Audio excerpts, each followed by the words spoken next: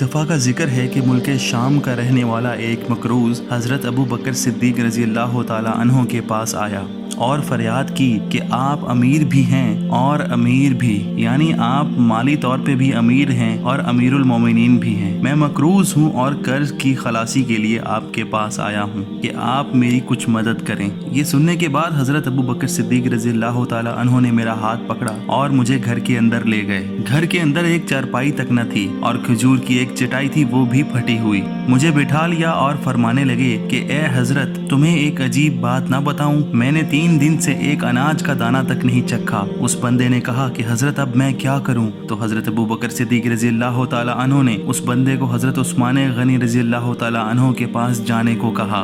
वो बंदा बोला, मुझे तो 3000 अशरफियाँ चाहिए। तो हजरत अबू बकर सिद्दीक़ रज़ी अल्लाह ताला अन्हो ने फरमाया कि जहाँ तुम्हारी सोच खत्म होती है वहाँ से उस्मान की सखावत शुरू होती है। वो शख्स जब हजरत उस्मान गनी रज़ी अल्लाह ताला अन्हो के दरवाजे तक पहुंचा तो अंदर से हजरत उस्मान की आवाज़ सुनाई दी, जो अपने बच्चों को दूध और शहद एक साथ खाने पर डांट रहे थे। इस शख्स ने सोचा, ये तो अपने बच्चों को दूध और शहद खाने पर डांट रहे हैं और मुझे तो कई हजार दिनार चाहिए, क्या ये मुझे देंगे? जब हजरत उस्मान गनी रज़ी अल्लाह ताला अन्हो बाहर आए तो मैंने इनको सलाम किया और वो समझ गए कि मैं मुसलमान हूँ। सलाम का जवाब देकर जो पहला जुमला इन्होंने बोला वो इनके बड़ेपन की निशानी थी। हजरत उस्मान गनी ने कहा, मुझे बच्चों को बात समझाने में कुछ वक्त लग गया, तुम्हें इंतज़ार करना पड़ा, इसलिए मुझे माफ़ कर दो।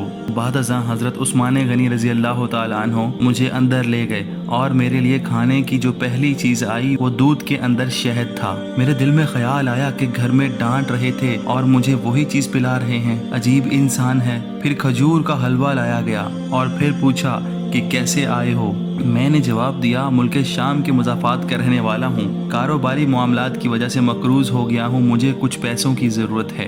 तो इन्होंने अपने ग़ुलाम को आवाज़ दी जो एक ऊँट के ऊपर लदा हुआ सामान ले आया। हज़रत उस्मान गनी रज़ी अल्लाह ताला अन्हो ने फरमाया, इस ऊँट पर तुम्हारे और तुम्हारे अहले खाना के लिए कपड़े और खाना रखवा दिया है और साथ 6000 अशरफियाँ भी रखवा दी हैं। मैंने पूछा, ऊँट वापस कौन करेगा? तो फरमाने लगे कि ये ऊँट वापस करने के लिए नहीं दिया, ये तोहफा है, ले जाओ। ये सुनकर मेरी आंखों में आंसू आ गए और मैंने कहा, हुजूर आपने तो मेरी ज़रूरत से ज़्यादा मुझे अता कर दिया, मुझे माफ़ कीजिएगा। मैं सोच रहा था दूध और शहद पर घर में लड़ाई हो रही है, तो मेरी मदद क्या करेंगे? फरमाने लगे कि अल्लाह ने जो मुझे दौलत अता की है वो मेरे बच्चों की अयाशी के लिए नहीं है, बल्कि इसलिए नवाजा है कि मैं उम्मत मोहम्मदी सल्लल्लाहु अलैहि वसल्लम की मदद कर सकूं।